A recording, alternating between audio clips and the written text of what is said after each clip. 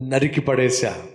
ఏ విధంగా గతంలో ఫిలిష్తీయులను ఓడించానో అదే రీతిగా మళ్ళా నేను వాళ్ళని ఓడిస్తాను, మీ అందరికీ భద్రతనిస్తాను, జయాన్ని ఇస్తాను. ఈ వార్త చాటింపు వేయండి. దావీదు సెలవిచ్చినదేమనగా, మీరెవ్వరూ భయపడవలసిన అవసరం లేదు. గతములో ఏ విధంగా గొల్యాతును నరికేశానో అలాగే రాబోతున్నటువంటి వస్తున్న సైన్యాన్ని కూడా తెగ నరికేస్తానో అనే విషయం అందరికీ చాటింపు చేయండి అని దావీదు చెప్పాడు అనుకుంటున్నారా? లేదండి.